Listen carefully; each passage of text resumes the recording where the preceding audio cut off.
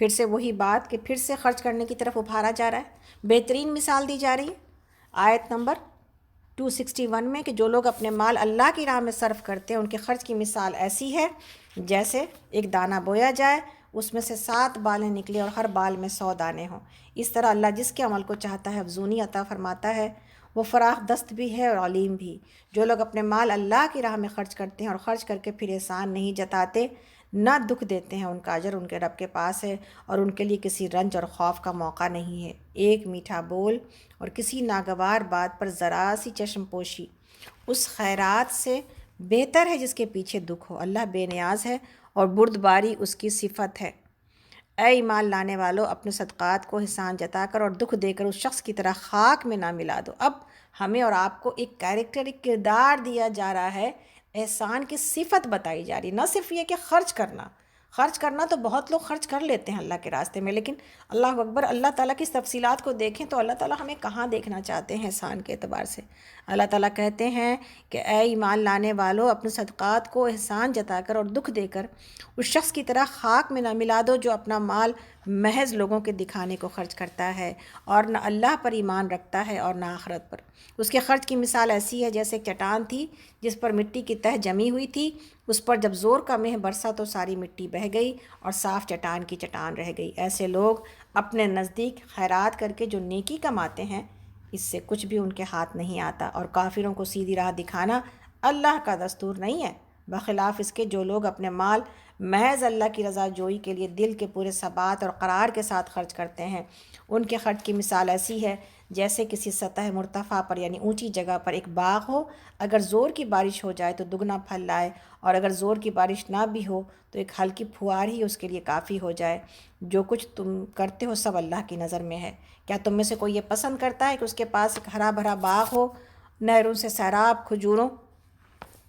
اور انگور اور ہر قسم کے پھلوں سے لدا ہوا، اور وہ عین اس وقت ایک تیز بگولے کی زد میں آ کر جھلس جائے جبکہ وہ خود بوڑھا ہو اور اس کے کم سن بچے ابھی کسی لائق نہ ہو؟ اس طرح اللہ اپنی باتیں تمہارے سامنے بیان کرتا ہے، شاید کہ تم غور و فکر کرو۔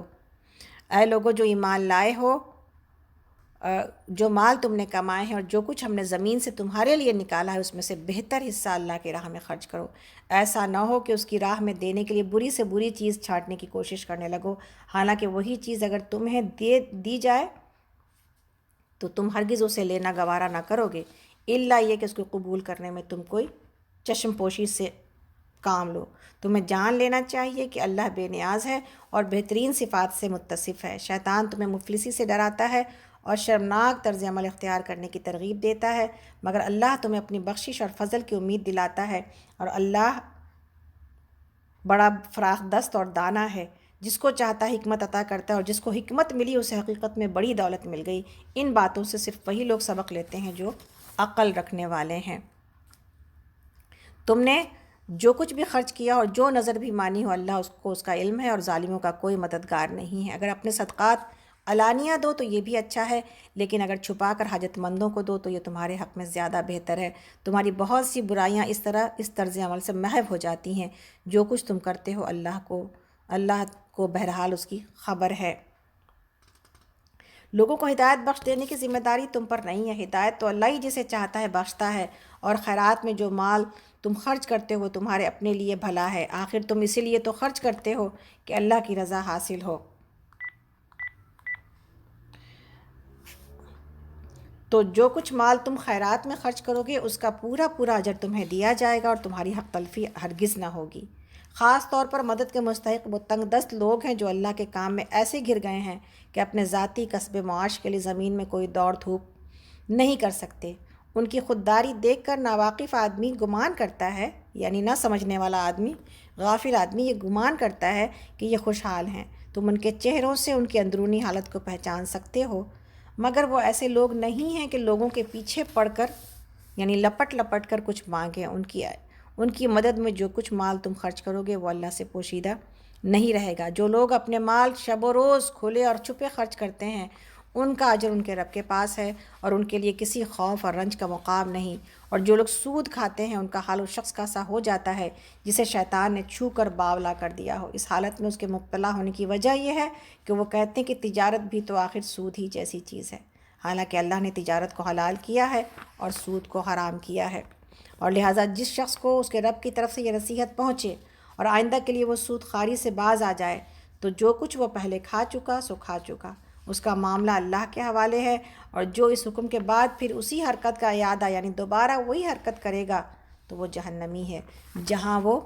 ہمیشہ رہے گا۔ اللہ سود کا مٹھ مار دیتا ہے، یعنی سود کو جو ہے وہ گھٹا دیتا ہے اور مٹا دیتا ہے، اور صدقات کو بڑھا چڑھا دیتا ہے۔ اور اللہ کسی ناشکر بدعمل انسان کو پسند نہیں کرتا۔ ہاں جو لوگ ایمان لے آئیں اور نیک عمل کریں اور نماز قائم کریں اور زکوٰۃ دیں، ان کا اجر بے شک ان کے رب کے پاس ہے، اور ان کے لیے کسی خوف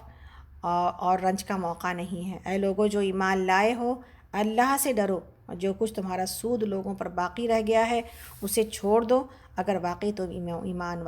لائے ہو، لیکن اگر تم نے ایسا نہ کیا تو آگاہ ہو جاؤ کہ اللہ اور اس کے رسول کی طرف سے تمہارے خلاف اعلان جنگ ہے۔ اب بھی توبہ کر لو اور سود چھوڑ دو تو اپنا اصل سرمایہ لینے کے تم حقدار ہو، نہ تم ظلم کرو نہ تم پر ظلم کیا جائے۔ تمہارا قرض دار تنگ دست ہو تو ہاتھ کھلنے تک اسے مہلت دو، اور جو صدقہ کرو تو یہ تمہارے لیے زیادہ بہتر ہے اگر تم سمجھو۔ اس دن کی رسوائی اور مصیبت سے بچو جب کہ تم اللہ کی طرف واپس ہوگے، اور وہاں ہر شخص کو اس کی کمائی ہوئی نیکی کا اور بدی کا پورا پورا بدلہ مل جائے گا، اور کسی پر بھی ظلم ہرگز نہ ہوگا۔ تو یہاں سے پوری جو آیت جو ہم لوگوں نے پڑھی ہے، آیت نمبر 261 سے، اس میں اللہ رب العالمین کا ایمان والوں کو اس بات کی تسلی دینا کہ کس طرح مال جو ہے نا وہ اللہ کے پاس اللہ کے لیے اگر خرچ کیا جاتا ہے تو اس کے اجر و ثواب کو ایک دانے سے 7 بالیاں، اور پھر اس کے بعد ہر میں 100 دانے کے اعتبار سے نیکی کا صلہ 700 گنے تک۔ اور پھر ہم جانتے ہیں کہ یہ کہاں سے کہاں اللہ رب العالمین احد پہاڑ کے جتنا جو ہے اس کے اجر کو بڑھاتا ہے۔ تو میرا کوئی دن اس اجر سے خالی نہ ہو، میرا کوئی دن اللہ کے راستے میں خرچ کرنے سے خالی نہ ہو، لیکن اس اعتبار سے جو چیز ان نیکیوں کو جہاں اتنا بڑھا چڑھا کے اللہ نے اس کو جو ہے وہ قبول کیا ہے، اور جہاں اس کی اتنی بشارتیں ملتی ہیں، وہیں پر اس کی رکاوٹیں اور جو اس میں نقصان اٹھانے والے عمل ہیں اس کو بھی سمجھا دیا گیا ہے۔ اور وہ کیا ہے؟ یہ بتا دیا گیا کہ دلداری کا ایک کلمہ، دل کی جو ہے نا دل کو رکھنے والی نرمی والی بات، ایک کلمہ جو ہے نا اس خیرات سے بہتر ہے جس کے ساتھ انسان کو دل دکھایا جائے۔ تو یہ جو بات ہے، ہوتا کیا ہے کہ اگر آدمی کے اندر یہ صفت موجود نہ ہو، یہ حلم اور یہ نرمی موجود نہ ہو، تو بعض اوقات وہ خرچ کرنے کا حق ہی ادا نہیں کر سکتا، بلکہ ثواب کے بجائے گناہ اٹھا لیتا ہے انسان۔ یہ معاملہ بہت خطرناک ہے، اس لیے کہ ہوتا کیا ہے کہ عام طور پر جو مال اور بڑائی انسان کو کیا کرتی ہے، دل کے اندر غرور پیدا کر دیتی ہے۔ عام طور پر یہ دیکھا جاتا ہے کہ مالداروں کے پاس مال تو ہوتا ہے لیکن احساس برتری پیدا ہو جاتی ہے، اور ان کے اندر درگزر کرنے کی صفت ختم ہو جاتی ہے یا کم ہو جاتی ہے۔ تو اللہ رب العالمین نے اسی لیے یہاں پر یہ بات سمجھائی ہے کہ جو بہترین لوگ ہیں، احسان کرنے والے، ان کے لیے یہ بات اور بھی دوسری جگہوں پر بتائی گئی کہ اصل جو معاملہ ہے اپنے انفاق کو اپنے اللہ کے راستے کو میں جہاں دینے کے لیے دل کو بڑا کرنا ہے، وہیں پر اپنے تباہی کے، اپنے بربادی کے ان راستوں سے بچ کے چلنا ہے جو کہ تمہاری اس خوبی کو برباد کر دینے والی ہیں۔ تو ایک چیز حاصل کرنی ہے یعنی اللہ کے راستے میں خرچ کرنا، اور دوسری چیز حاصل کرنی ہے کہ بڑائی سے اپنے دل کو خالی رکھنا، اور زبان کو سے کسی کا دل نہ دکھانا، کسی غریب کی عزت نفس کو مجروح نہ کرنا۔ یہ اتنی بڑی بات ہے جس سے عام طور پر مالدار لوگ اس کی طرف توجہ نہیں کرتے۔ وہ سمجھتے ہیں غریب آدمی اگر کچھ لینے آیا ہے تو اس کی انسلٹ کرنا، اس کی بے عزتی کرنا، اس کو دکھ دینے والے الفاظ کہنا یہ ضروری ہو جاتے ہیں۔ اللہ رب العالمین نے یہ صفت سکھائی ہے کہ اللہ جو ہے نا وہ اپنی صفت کے اعتبار سے ہمیں اور آپ کو دیکھنا چاہتا ہے۔ اللہ تعالیٰ کتنا غنی ہے، کتنا نوازتا ہے، لیکن کتنا حلیم ہے، سبحان اللہ۔ تو اپنے بندوں کے تمام کوتاہیوں کے باوجود، نافرمانیوں کے باوجود، ہم کیا پرفیکٹ ہیں؟ اللہ تعالیٰ نے ہمیں نواز دیا ہے، اس کا کیا مطلب ہے ہم بہت بڑی ذات ہے، بہت اونچی ذات ہے، بہت پرفیکٹ ہے؟ ایسا نہیں ہے نا۔ ایسا اس لیے ہے کہ اللہ تعالیٰ حلیم ہے، میری تمام کمزوریوں کے باوجود نوازتا ہی رہتا ہے، اور بندوں کی کوتاہیوں کے باوجود اس کو اپنے فضل سے محروم نہیں کرتا۔ یہ کتنی بڑی اللہ رب العالمین کی ذات کی بڑائی ہے کہ ہماری کتنی کمی کوتاہیاں اور آپ دیکھیں کہ پکڑ نہیں آتی، بلکہ نوازے جاتے ہیں بعض اوقات۔ اسی طرح یہ جو بات سمجھانی ہے اللہ رب العالمین کو کہ غنا تو اگر تم کو ملا ہے، دل کو غنی رکھو، یعنی دل کھلا رکھو، اور اپنی زبان کو نرم رکھو، حلم اور عاجزی کے ساتھ۔ کیوں؟ اس لیے کہ جو غریب آدمی جو مالداروں کے سامنے ہاتھ پھیلاتا ہے، اس کے پیچھے تو اللہ ہی کا ہاتھ ہوتا ہے نا۔ تو نعوذ باللہ اللہ کے بندوں کی جب ہم تذلیل کرتے ہیں یا ذلیل کرتے ہیں، تو اس کے پیچھے میں اس کے دل کی تکلیف کے ساتھ اللہ رب العالمین کی رضا شامل ہے، اور اس کی جو ہے نا اللہ رب العالمین کا جو ہے وہ اللہ رب العالمین اپنے غریب بندوں کے ساتھ ہوتا ہے۔ تو اگر اس کی دل کو تکلیف دی جائے تو یہ اللہ تک ڈائریکٹ پہنچتی ہے، اور اگر اس کو کچھ دیا جائے تو یہ بھی اللہ تک ڈائریکٹ پہنچتا۔ حدیث قدسی موجود ہے کہ اگر تم اسے دیتے، یا حدیث جس کا مفہوم ہے حدیث قدسی کا کہ میں بھوکا تھا تو نے مجھے کھانا نہیں کھلایا، میں پیاسا تھا تو نے مجھے پانی نہیں پلایا، میں بیمار تھا تو نے میری عیادت نہیں کی، اور بندہ سارے باتوں میں پوچھتا جائے گا کہ یا اللہ یہ کیسے، یہ کیسے، یہ کیسے، اور جواب کیا ملے گا؟ جواب یہ ملے گا کہ یہ اس لیے کہ اگر تو وہاں جاتا تو اس کو کھلاتا تو مجھے وہاں پاتا، تو اگر اس کو لباس پہناتا تو مجھے وہاں پاتا، تو اگر بندے کی عیادت کو جاتا تو مجھے وہاں پاتا۔ تو اللہ رب العالمین نے اس بات کی بڑی خیال رکھا ہے اور اپنے بندوں کو نصیحت کی ہے کہ اپنے انسان اپنے مالداری کو یا اپنی کسی بھی بڑائی کی وجہ سے کسی کو تکلیف نہ دے۔ اسی طرح اللہ رب العالمین نے یہ بات بتا دی ہے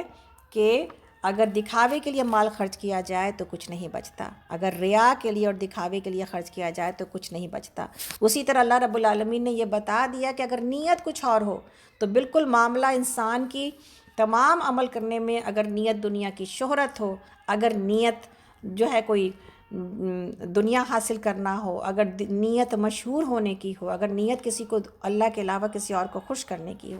تو جب آخرت میں پہنچے گا تو اسی طرح بینک کرپٹ ہوگا جس طرح کے کوئی ایسا انسان جس نے باغ لگایا محنت کے ساتھ، لیکن آخرکار کسی آگ کے بگولے نے اس کے پورے باغ کو جھلس کے رکھ دیا۔ تو میرے لیے اور آپ کے لیے جہاں نیکیاں کرنا ایک محنت کا کام ہے، اسی طرح توجہ کس بات کی طرف کرنے کی ضرورت ہے کہ نیکیوں کو بچا کے رکھنا، ایسے اعمال نہ ہو جائیں، میری تھیلی میں سوراخ نہ ہو جائے، میرے روزے میں سوراخ نہ ہو جائے، میری نماز میں سوراخ نہ ہو جائے کہ محنت تو ہو رہی ہے، اٹھک بیٹھک ہو رہی ہے، لیکن نماز کی روح غائب ہے، روزہ رکھا جا رہا ہے لیکن روزے کے اندر وہ تمام حرکات ہو رہے ہیں جو روزے کو کہ اجر سے محروم کر دیتے ہیں۔ اللہ کے راستے میں خرچ کیا جا رہا ہے لیکن اس تھیلی کے اندر سوراخ ہے کہ احسان جتا کر، یا اللہ نہ کرے کوئی اور وجہ سے وہ ساری کے سارے مال کو ہم نے ضائع کر دیا۔ حج کیا جا رہا ہے لیکن مقصد اور نیت کچھ اور ہے۔ تو یہ ساری چیزیں بالکل اسی طرح نبی صلی اللہ علیہ وسلم کی اس حدیث کو یاد رکھیے کہ اللہ کے نبی صلی اللہ علیہ وسلم نے پوچھا تھا کہ مفلس کون ہے، جس کا مفہوم یہ ہے کہ اللہ تعالیٰ نبی صلی اللہ علیہ وسلم نے پوچھا مفلس کون ہے، تو صحابہ نے کہا اللہ اور اس کے رسول کو زیادہ پتہ ہے۔ جب دوبارہ سوال کیا گیا تو انہوں نے کہا کہ مفلس وہ ہے جس کے پاس مال نہیں ہے۔ آپ نے کہا نہیں، یہ تو تمہارے زمین کے اعتبار سے، اس دنیا کے اعتبار سے تم ایسا سمجھتے ہو نا، مفلس ہی وہ ہے۔ میری امت میں مفلس وہ ہوگا جو آخرت میں نیکیاں لے کے آئے گا، نمازیں لے کے آئے گا، زکوٰۃ لے کے آئے گا، صدقہ لے کے آئے گا، روزہ اور حج لے کے آئے گا، نیکیاں لے کے آئے گا، لیکن کیا ہوگا؟ اس نے کسی کو دکھ دیا ہوگا اور کسی کی حق تلفی کی ہوگی، کسی کو تکلیف دی ہوگی، کسی کا مال غصب کر لیا ہوگا، تو پھر اس کی نیکیاں اٹھا کر اس کو دے دی جائیں گی ان لوگوں کو، اور اگر نیکیاں ختم ہو جائیں گی اس کے پاس اور حق ابھی بھی باقی ہوگا تو پھر اس کا دوسروں کے گناہ اس کے اوپر ڈال دیے جائیں گے اور پھر اس کو جہنم میں پھینک دیا جائے گا۔ اصل مفلسی، اصل بینکرپسی یہ ہے جس کی طرف توجہ کرنے کی بہت زیادہ ضرورت ہے۔ قرآن پڑھتے جاتے ہیں، ہر سال قرآن پر قرآن ختم ہوتا ہے، اتنے دروس ہیں ماشاءاللہ، کس کس کو سنیں؟ انسان کہتا ہے میں اس کو سنوں، میں اس کو سنوں، میں اس کو سنوں، میں کون سا گروپ جوائن کروں، میں کہاں سے حاصل کر لوں؟ لیکن ان تمام باتوں کے بعد، ان تمام چیزوں کے باوجود اگر اپنے اوپر اپنی نیکیوں کی حفاظت مطلوب نہیں ہے اور سمجھ نہیں آتی کہ نیکیوں کی حفاظت کیسے کی جائے تو یہ کوئی فائدہ نہیں ہے اس کے اعتبار سے۔ اسی طرح یہاں پر یہ بات بتائی گئی ہے کہ اللہ تعالیٰ نے اس کو کہ اللہ کے راستے میں دیا کس طرح جائے، ایسے مال نہ چھانٹے جائیں جو اللہ کے راستے میں برے کو اور برے سے برے تر کو نہ چھانٹا جائے، بلکہ یہ یاد رکھا جائے کہ جس کو دیا جا رہا ہے نا، جس غریب آدمی کو، یہ بات ہم پیچھے پڑھ آئے کہ اصل اس کو نہیں دیا جاتا بلکہ اللہ کے ہاتھ میں پہلے جاتا ہے، اس کے پاس تو بعد میں جاتا ہے۔ جس کی جو چیز دی ہوئی ہے اگر اسی کو دے رہے ہیں تو پھر کیسا دینے کی ضرورت ہے؟ تو اللہ تعالیٰ نے کہا کہ یہ ایسا نہ ہو کہ تم بری سے بری چیز اللہ کے راستے میں چھانٹنے لگ جاؤ۔ اور اللہ رب العالمین نے یہاں پر حکمت کی تعریف کی ہے۔ حکمت کسے کہتے ہیں؟ حکمت تو ایک جگہ جہاں پر حکمت کو ایکسپلین کیا گیا ہے قرآن میں حدیث سے، وہیں پر حکمت کو ایکسپلین کیا گیا کہ انسان کو صحیح بات کی سمجھ ہو۔ وہیں پر حکمت کو بصیرت سے ایکسپلین کیا گیا کہ حکمت یہ ہے کہ اصل جو حکمت انسان کو مل جاتی ہے تو یہ اصل حکمت یہ ہے کہ انسان کو بصیرت مل جائے، آخرت کا فائدہ دکھائی دینے لگے اور یہ اس کا ہاتھ خرچ کرنے والا بن جائے۔ تو حکمت کی تفصیل یہ ہے کہ وہ اپنا خزانہ اس دنیا یعنی مٹنے والی دنیا میں جمع نہیں کرتا بلکہ اللہ کے پاس جمع کرتا ہے، یہ اصل حکمت ہے۔ تو انفاق میں، صدقے میں اصل حکمت پوشیدہ ہے۔ کوئی آدمی حکمت حاصل کرنا چاہتا ہے، بصیرت حاصل کرنا چاہتا ہے، وہ صدقہ کو اپنا لے۔ اور پھر حکمت کیا ہوتی ہے؟ شیطان کے ڈرانے سے نہیں ڈرتا بلکہ اپنے رب کے، اپنے اللہ کے وعدوں کے اوپر اعتماد رکھتا ہے، ایمان رکھتا ہے۔ تو وہ یہ دنیا کی دولت نہیں چاہتا بلکہ حکمت کا خزانہ چاہتا ہے کہ اللہ کرے کہ اور ایمان بڑھے اور بصیرت ملے اور اپنے زندگی کے یہ 24 گھنٹے ٹائم کے اعتبار سے، اپنے جسم کی طاقت و قوت، اپنے جسم کے اعتبار سے اور اپنا مال جو کہ اللہ نے ہمیں دے رکھا ہے، یہ سب کچھ اس دنیا کے اوپر خرچ کر دیتا ہے جو دنیا اس کو دکھائی نہیں دے رہی ہے۔ تو اس دنیا کی لذتوں سے جو انسان اوپر اٹھتا چلا جاتا ہے، اس دنیا کے فائدوں سے جو انسان اوپر اٹھتا جاتا ہے، جو اللہ کی مغفرت کا طلبگار ہو جاتا ہے، اصل میں وہ حکمت والا، اصل میں اس کو حکمت ملی ہے جو اللہ کی رضا کے لیے اپنے آپ کو لٹانے پر اور مٹانے پر تل جاتا ہے، اصل میں حکمت اس کو ملی ہے۔ تو یہ بات سمجھنا بہت ضروری ہے کہ حکمت کتنی امپورٹنٹ اور کتنی اہم چیز ہے۔ جس کو یہ نواز دیا گیا، جس کو اس کو تو خیر کثیر مل گئی۔ تو یہ خیر کثیر اس لیے ملتی ہے، آسان معاملہ نہیں ہے، یہ بہت مشقت طلب معاملہ ہے، یہ آسانی سے حاصل ہونے والی چیز نہیں ہے۔ یہ انسان کو بہت مشقت سے، بہت دل کے اوپر جبر کر کے اور ہر وقت اپنی آنکھوں کو کھلا رکھ کے یہ حاصل کیا تھا، محنت کر کے اور مشقت کر کے یہ حاصل ہوتی ہے، یہ آسانی سے حاصل ہونے والی چیز نہیں ہے۔ اسی طرح اللہ رب العالمین نے نظر کے معاملے میں یہ بات سمجھا دی ہمیں اور آپ کو کہ جو نظر مانی جائے گی، اور نظر کیا ہے؟ نظر یہ ہے کہ جب انسان جو ہے اپنی کسی بات کے لیے، عمل کے لیے منت مانے کہ اگر میری فلاں مراد پوری ہو گئی تو میں فلاں عبادت یا ریاضت یا اتنا صدقہ کروں گا، تو اس کو منت کہا گیا ہے۔ منت جو ہے ماننا، یہ پسندیدہ نہیں ہے، گرچہ اس کی اجازت موجود ہے۔ پسندیدہ اس لیے نہیں ہے کہ اپنی کسی عبادت کو، اللہ کے راستے میں کسی صدقہ کو، کسی نماز کو، کسی روزے کو اللہ کے لیے جو ہے نا، اللہ کے ساتھ ادا کرنے کے لیے اللہ کے ساتھ شرط نہ لگائی جائے کسی کام کو مکمل کرنے کے لیے، گرچہ اللہ نے یہاں پہ تعریف کی ہے ان لوگوں کی جو منت مانتے ہیں۔ منت اگر مانی جاتی ہے، وہ منت میرے اوپر، آپ کے اوپر فرض ہو جاتی ہے، اب اس کو کوئی ادا نہ کرے تو پھر اس کے اوپر گناہ ہوتا ہے۔ تو بندہ مومن کو آسان معاملہ یہ ہے کہ اللہ کے راستے میں خرچ کرے، اللہ کے راستے میں پہلے نماز پڑھے، اللہ کے راستے میں اللہ کو خوش کرنے کے لیے پہلے روزے رکھے، اس کے بعد اپنا کام رکھ دے اس کے آگے کہ اللہ میرا یہ کام پورا کرا دے۔ اور اس طرح کرنے سے دونوں طبیعت کے اوپر بار بھی نہیں ہوتا، اور کام کی جو مشکل آتی ہے اس کے اوپر سے بھی انسان کی طبیعت ہلکی ہو جاتی ہے کہ اب میں نے اللہ سے جو ہے اللہ کو خوش کرنے کا کام کر کے اللہ سے کچھ مانگا ہے، تو اللہ کی خوشی کو اپنی کسی کام کے ساتھ شرط نہ لگا دے، بلکہ اللہ کی خوشی پہلے حاصل کرے اور پھر اپنی پیشی اللہ کے آگے رکھ دے انشاءاللہ تعالی۔ آگے چلتے ہیں ہم لوگ، اس وقت اب آیت نمبر، بڑی آیت ہے یہ، اور سب سے قرآن کی سب سے طویل آیت ہے یہ، آیت دین۔ اور دین کا مطلب یہ ہوتا ہے کہ لیکن اس سے پہلے بھی کچھ چیزیں تھیں اس میں۔ اللہ رب العالمین نے خرچ کرنے کے لیے خاص طور پر ایسے لوگوں کی طرف توجہ دلائی ہے جو کہ خوددار لوگ ہیں۔ اب خرچ کس پر کیا جائے، یہ تو بات سمجھ میں آ گئی کہ خرچ کرنا ہے، خرچ کس پر کیا جائے۔ ایسے لوگوں کے اوپر خاص طور پر توجہ کی جائے گی جو لپٹ لپٹ کے نہیں مانگتے، ایسے لوگوں کے اوپر توجہ کی جائے گی جو اللہ کے راستے میں اپنے آپ کو جنہوں نے لگا رکھا ہے، اور ایسے لوگوں کے اوپر جو ہے وہ خرچ کیا جائے گا جو کہ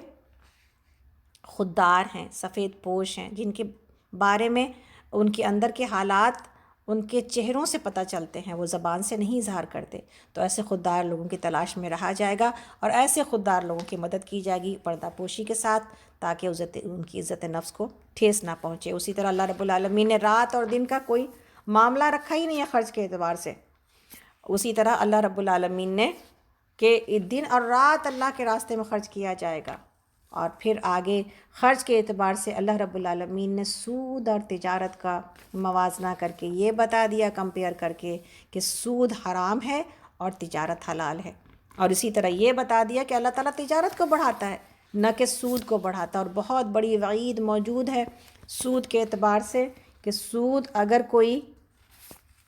لیتا ہے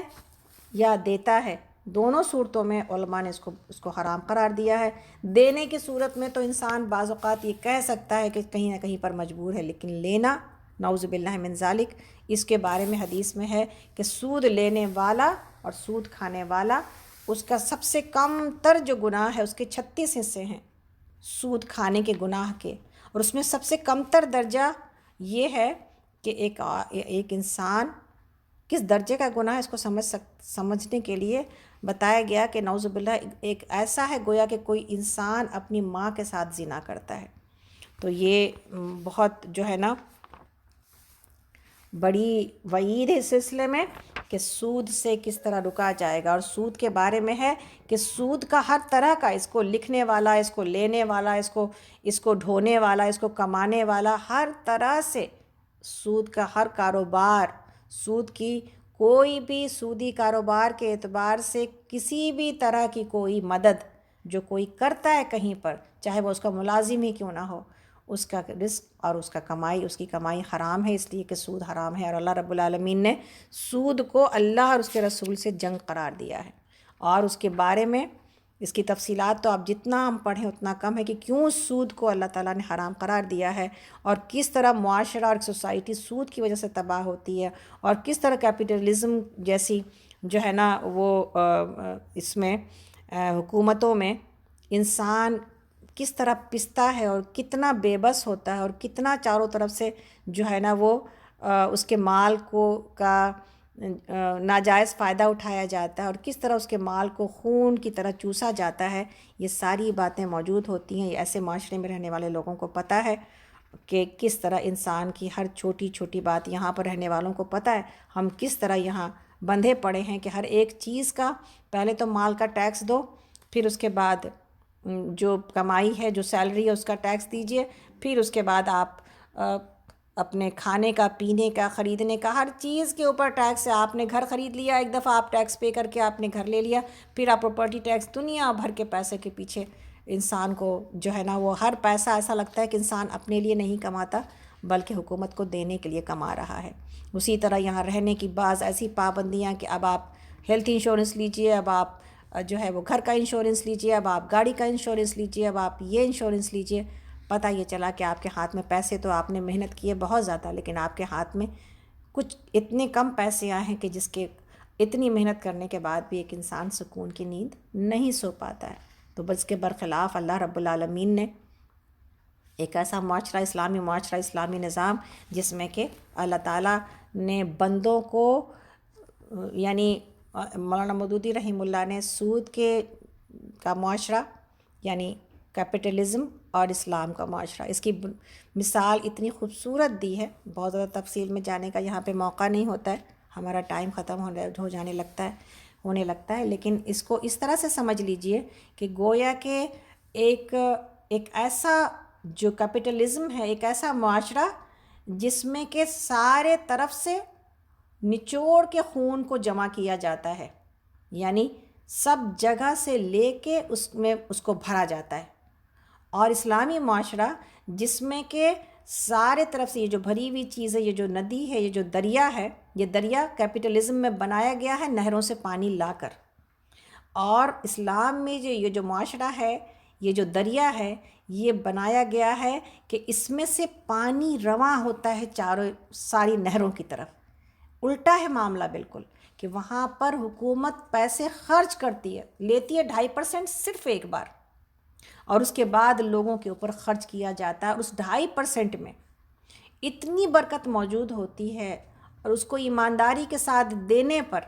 اتنی برکت ہے کہ پورے انسانوں کے اندر، یہاں آج جو دنیا میں اتنی بڑی پاورٹی ہے، اتنی بڑی بھوک ہے، اتنے سلم ایریاز ہیں، اور جتنا مال موجود ہے لوگوں کے پاس، اللہ رب العالمین نے اس کو اسی ریشیو سے ڈسٹریبیوٹ کر رکھا ہے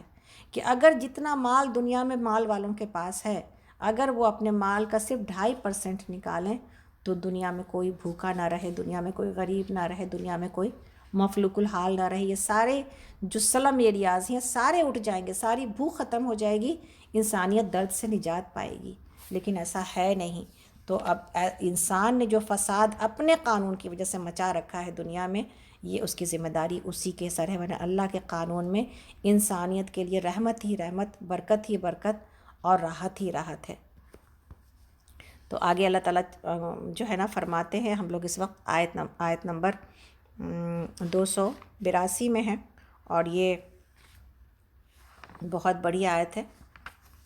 پورے قرآن میں سب سے لمبی آیت ہے یہ آیت دین، یعنی قرض والی آیت، اور اس کے بارے میں اللہ رب العالمین نے بہت تفصیل سے بیان کیا ہے تاکہ قرض کے لین دین میں کوئی پریشانی اور کوئی آپسی معاملات میں کوئی رنجش کا معاملہ نہ ہو۔ اللہ نے اس کو بہت تسلی سے بیان کیا، اور یہ قانون بڑی حکمت والے ہیں کہ اسی قانون کے ساتھ کوئی قرض دینے والا یا قرض لینے والا اگر اللہ کے اس قانون کے ساتھ چلے تو انشاءاللہ تعالیٰ امید ہے کہ اب آپس کے تعلقات میں کوئی مسئلہ پیدا نہیں ہوگا۔ اور اللہ رب العالمین نے قرض دینے کو بہت زیادہ پروموٹ کیا ہے، قرض دینا اسلام میں بہت پسندیدہ ہے، اللہ کی نظر میں بہت پسندیدہ ہے، اس لیے اتنی تفصیلی آیات بتائی جا رہی ہیں۔ اور اگر کہا جائے اور دیکھا جائے تو ایز سچ کہ اللہ رب العالمین قرض کو انفاق سے بھی زیادہ پسند کرتے ہیں۔ وجہ انشاءاللہ تعالیٰ ہم لوگ اس کو پڑھنے کے بعد آگے بیان کریں گے۔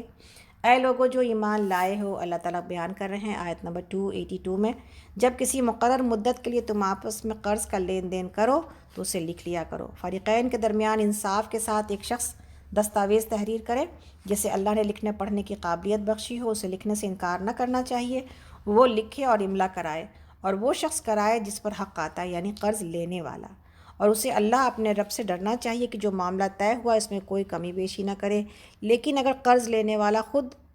نادان یا ضعیف ہو یا املا نہ کرا سکتا ہو، یعنی لکھا نہ سکتا ہو، تو اس کا ولی انصاف کے ساتھ لکھائے، پھر اپنے مردوں میں سے 2 آدمیوں کو اس پر گواہی کر لو، اگر 2 مرد نہ ہوں تو 1 مرد اور 2 عورتیں ہوں، تاکہ ایک بھول جائے تو دوسری اسے یاد دلا دے۔ یہ گواہ ایسے لوگوں میں سے ہونے چاہیے جن کی گواہی تمہارے درمیان مقبول ہو۔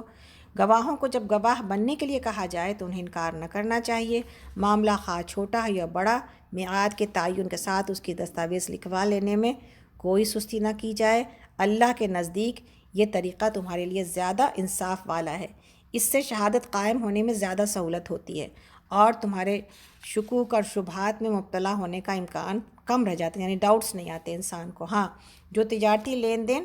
تم جو ہے ڈیلی بیسس پر کرتے ہو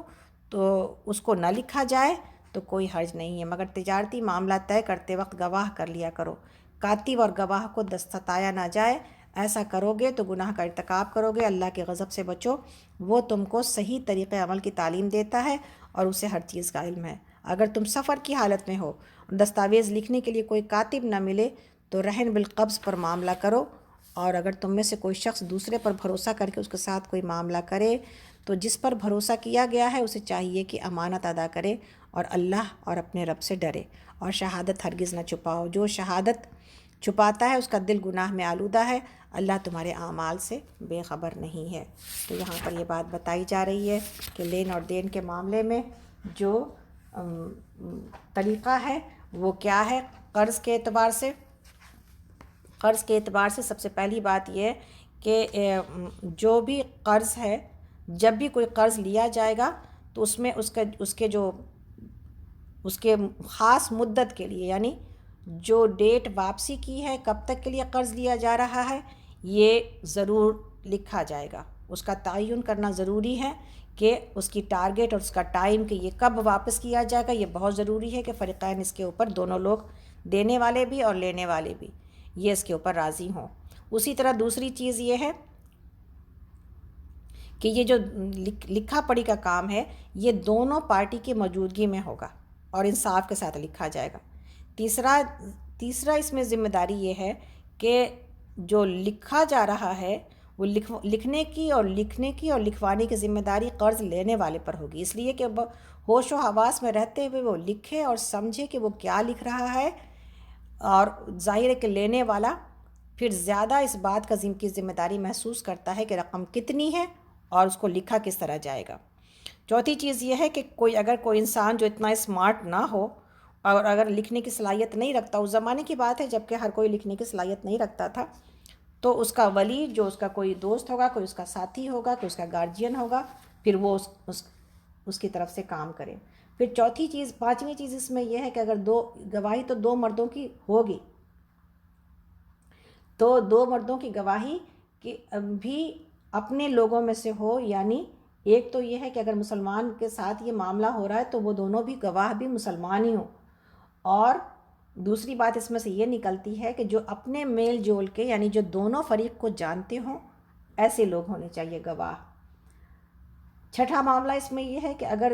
2 مرد نہ مل سکیں تو 1 مرد اور 2 عورتیں ہونی چاہیے۔ اور اللہ رب العالمین نے یہاں پر کوئی ڈسکرمنیشن نہیں کی ہے، بلکہ اللہ رب العالمین نے یہاں پر وجہ بیان کر دی ہے کہ اگر ایک بھول جائے، اس لیے کہ عام طور پر یہ معاملات مردوں کے ہوتے ہیں، عورتوں کے نہیں ہوتے، تو اللہ رب العالمین نے یہ بتا دیا کہ اگر ایک بھول جائے تو دوسری اس کو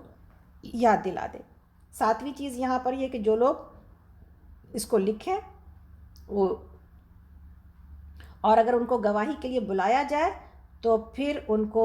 گواہی دینے میں کوئی مشکل نہیں پیش آنی چاہیے، اس لیے کہ گواہ بنے تھے نا پہلے لیتے وقت میں، اگر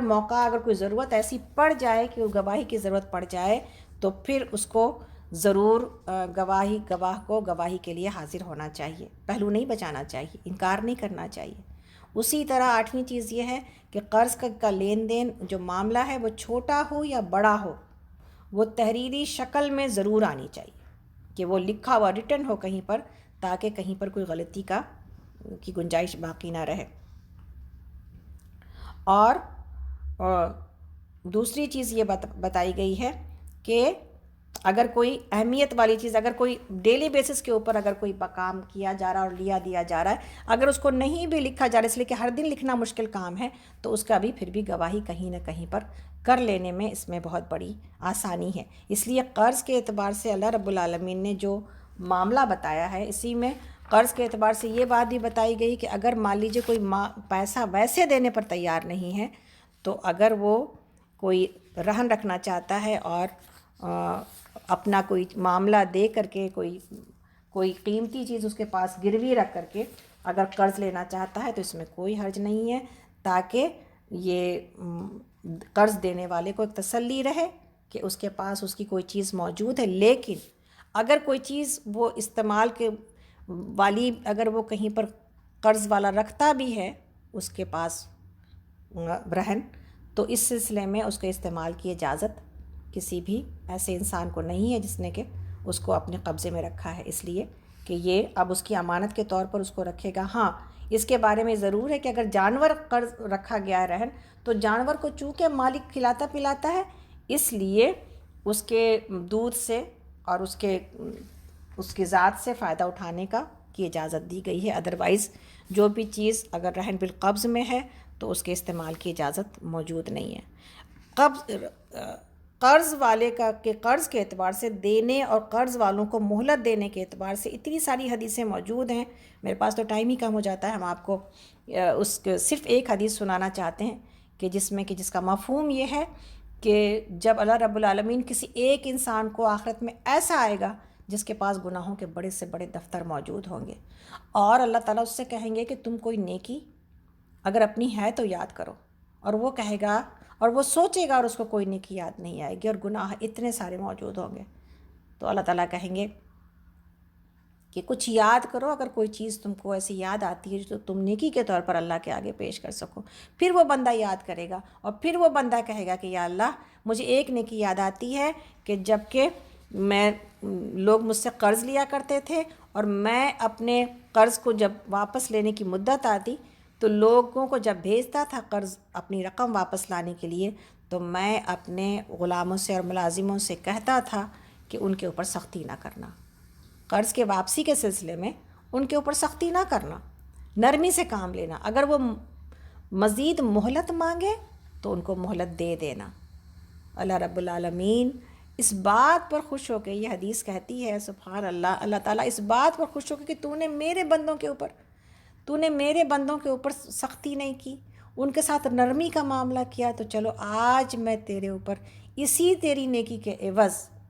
آج میں تیرے اوپر نرمی کرتا ہوں، اور اس کی سارے گناہوں کو معاف کر کے اس کو جنت میں داخل کر دیا جائے گا۔ اس کا یہ مطلب نہیں ہے، سبحان اللہ، جہاں پر یہ بات پتہ چلتی ہے کہ اللہ تعالیٰ کو کتنا پسند ہے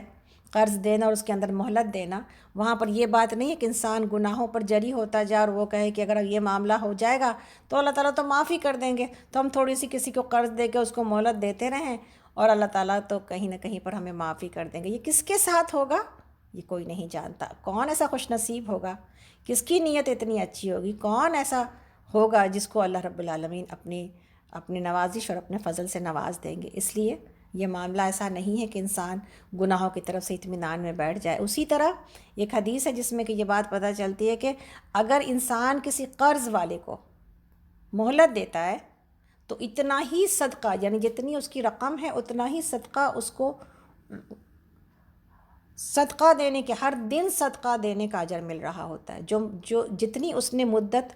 مہلت دی ہے اس کو، اتنا ہر دن اس کو صدقہ کرنے کا جو ہے وہ اجر مل رہا ہوتا ہے۔ تو آپ دیکھیں کہ اس مدت میں اور اگر معاف کر دے تو پھر کیا پتہ اللہ رب العالمین اس کو آگے اس کو اتنا ہی، اس کی پوری زندگی تک اس کو اتنا صدقہ دینے کرنے کا اجر دے رہا ہو۔ اللہ کے پاس، اللہ کے خزانوں میں کوئی کمی موجود نہیں ہے۔ تو اس بات کو اس طرح سے سمجھنا کہ اللہ رب العالمین نے قرض کے سلسلے میں کتنی ہم کو سہولتیں فراہم کی ہیں۔ انشاءاللہ تعالیٰ یہاں پر آگے کی آیات کو انشاءاللہ ہم لوگ مکمل 5 منٹ میں تو ہم نہیں کر سکیں گے، تو ہم یہ چاہتے ہیں کہ اتنا اہم رکوع ہے، اس کو ہم لوگ انشاءاللہ اگلے دن کے لیے یعنی کل کے لیے رکھتے ہیں، اور کل ہم اس کے ساتھ انشاءاللہ سورہ آل عمران شروع کریں گے۔ تو آج یہیں پر اختتام کرتے ہیں۔ آیت نمبر 282 پر۔ آخری رکوع جو سورۃ البقرہ کا ہے بہت اہم ہے، للہ ما فی السماوات و ما فی الارض۔ انشاءاللہ تعالی ہم لوگ اس کو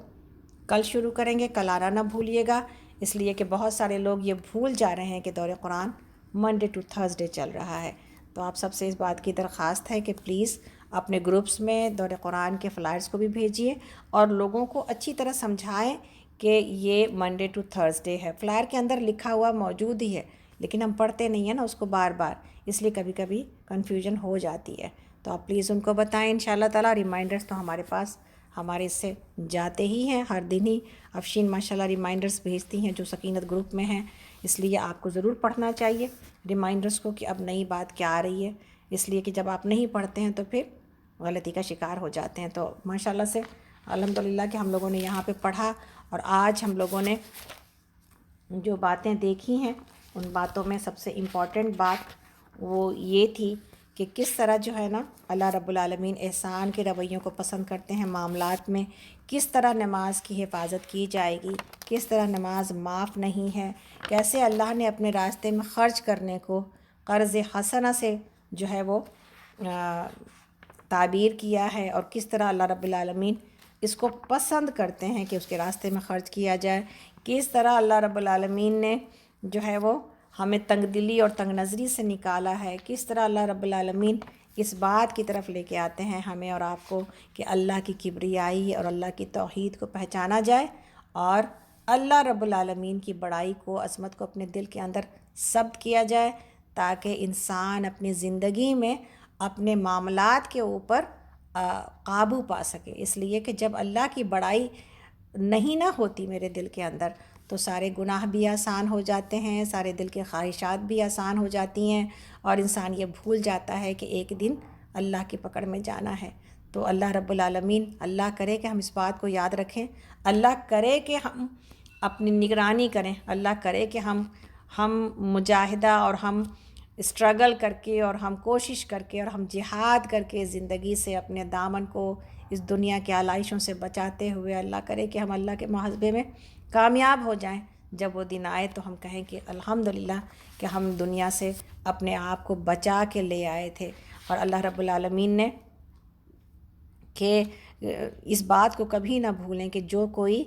ایمان والا ہے اس کو اللہ رب العالمین کا سہارا اتنا بڑا سہارا ہے، جس کو یہاں پر اللہ نے عروۃ الوثقیٰ سے تعبیر کیا ہے۔ عروۃ الوثقیٰ ایسا مضبوط کڑا، ایسا مضبوط سہارا جو کبھی ٹوٹنے والا نہیں ہے۔ اس لیے اللہ تعالیٰ سے ہمیشہ ہمارا ایمان اللہ سے ہمیشہ ہم کو پر امید رکھے، اللہ کا ساتھ ہمیشہ محسوس کیا جائے، اپنے دل میں اللہ کی یاد ہمیشہ برقرار رکھی جائے۔ اسی طرح ہم نے یہ پڑھا کہ کس طرح جو ہے نا اللہ رب العالمین کے راستے میں مال کو خرچ کرنے کا معاملہ کتنا جو ہے نا وہ فضیلت والا ہے، اور کتنا وہی جو ہے وہ برکت والا ہے کہ اللہ تعالیٰ کس طرح اللہ کے راستے کے مال کو بڑھاتے چڑھاتے ہیں، لیکن کس طرح اس میں اپنے بیہیویئر کو، اپنے کیریکٹر کو، اپنے کردار کو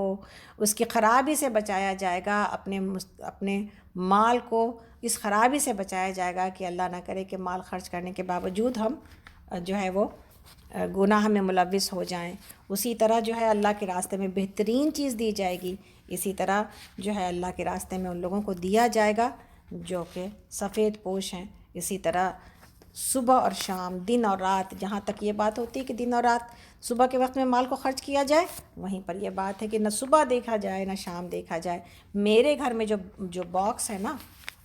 وہ ضرور بھرا ہوا ہونا چاہیے، اور پھر انشاءاللہ تعالیٰ لوگوں کے لیے خالی ہو اور پھر بھرے اور پھر خالی ہو۔ اپنے بچوں کو ہم یہ سکھائیں جو بچے پیسے کماتے ہیں کہ اپنے گھر میں ایک صدقے کا باکس رکھو، اور کم سے کم $1 a day۔ اور بہت اچھا کسی نے ہم کو یہ بات بتائی تھی، اللہ تعالیٰ ان کو بتانے والے کو بہترین اجر دے، اور ہم کو لگتا ہے ہم اپنے آگے اپنے بچوں کو اور اپنے مال کے اعتبار سے بھی دیکھیں کہ ہماری فیملی میں یہ بات طے ہوئی ہے، اور ہم سب اس کے اوپر بھائی بہن اس کے اوپر عمل کرتے ہیں، اور ہمارے بچے بھی آگے سے ہم اپنے بچوں کو بھی یہ سکھاتے ہیں کہ $100 کے اوپر $1 نکالا جائے، $100 کے اوپر $1 نکالا جائے۔ تو پھر آپ دیکھیں کہ خود ہی اپنی کمائی کے اعتبار سے، یعنی ایک دن میں $1 تو سمجھ میں آتی ہے بات، لیکن اس سے زیادہ اچھی بات یہ ہے کہ اپنی کمائی کے اعتبار سے پیسے نکالے جائیں۔ اللہ کے لیے انشاءاللہ تعالیٰ۔ تو اللہ تعالیٰ سے اس دعا کے ساتھ کہ اللہ رب العالمین ہم سب کو وہ حکمت عطا کر دے کہ جو انسان کو وہ بصیرت عطا کرتی ہے کہ آخرت کے اکاؤنٹ میں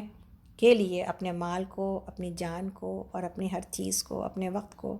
قربان کرے انشاءاللہ تعالیٰ۔ آمین یا رب العالمین۔ اس دعا کے ساتھ اللہ تعالیٰ ہم سب کو ایسا بنا دے جیسا وہ ہمیں دیکھنا چاہتے ہیں۔ اللہ رب العالمین جو سیکھا ہے اس پر عمل کرنے کی توفیق عطا کر دیجئے۔ یا اللہ ہمیں اپنے راستے میں قربانی دینے والا بنا دیجئے۔ یا اللہ ہم سب کو جو ہے وہ اس دنیا کی تمام شر سے بچا کے یا اللہ آخرت کا مسافر بنا دیجئے۔ اللہ ہم میں سے جو کوئی بھی بیمار ہیں یا اللہ ان سبوں کو شفائے کاملہ عاجلہ سے نواز دیجئے۔ جس کی بھی جو تکلیف ہے یا اللہ سبوں کو کی تکلیف کو دور کر دیجئے۔ اللہ ہماری ساتھی، ہماری بہن سمینہ روحی کو، یا اللہ ہماری بہن شاہدہ کو، یا اللہ ہماری بہن مدیحہ کو، یا اللہ ہمارے ماموں انڈیا میں سیف اماں جو ہمارے استاد ہیں ان کو، یا اللہ ہماری آمنہ آنٹی کو، یا اللہ ہماری گلشن آنٹی اور انکل کو، اللہ ہمارے وہ تمام لوگ جو کہ کہیں پر بھی اللہ کہیں کسی کو کوئی تکلیف ہے، ہماری دوست رومانہ کو، یا اللہ ہر کسی کو، ہماری بہت ہی پیاری دوست زاہدہ مرزا کو، یا اللہ بہترین جو ہے نا شفائے کاملہ عاجلہ کے ساتھ، بہترین صحت کے ساتھ یا اللہ ہم سب کو بہترین صحت عطا کیجیے، بہترین صفت عطا کیجیے، بہترین انجام عطا کیجیے۔ اے اللہ ہم سب کو بہترین موت عطا کیجیے، یا اللہ ہمارا حسن خاتمہ کیجیے۔ یا اللہ جب ہم آپ کے پاس آئیں تو قلب مطمئنہ لے کے آئیں اور وہ بشارت لے جائیں کہ جس میں یہ اس کو مژدہ سنایا جاتا ہے، خوشخبری سنائی جاتی ہے کہ اے قلب مطمئنہ چل اللہ کی طرف راضی اور مطمئن، تو اپنے انجام پہ راضی اور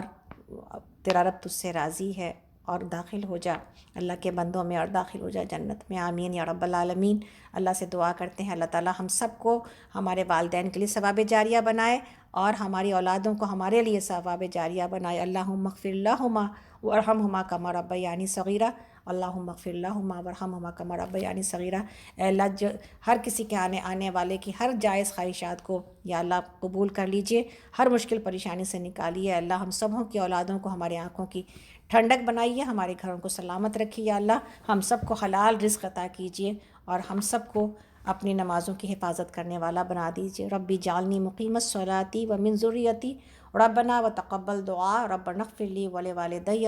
وللمؤمنین یوم یقوم الحساب۔ ربنا هب لنا من ازواجنا وذریاتنا قرۃ اعین واجعلنا للمتقین اماما۔ ربنا تقبل منا انک انت السمیع العلیم وتب علینا انک انت التواب الرحیم۔ سبحانک اللہم وبحمدک اشہد ان لا الہ الا انت استغفرک واتوب الیک۔ سبحانک اللہم وبحمدک اشہد ان لا الہ الا انت استغفرک واتوب الیک۔ سبحان ربک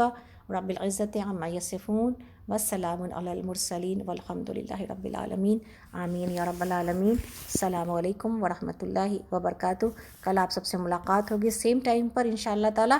دعا میں یاد رکھیے۔ اللہ تعالیٰ آپ سب کا حامی و ناصر ہو۔ آمین۔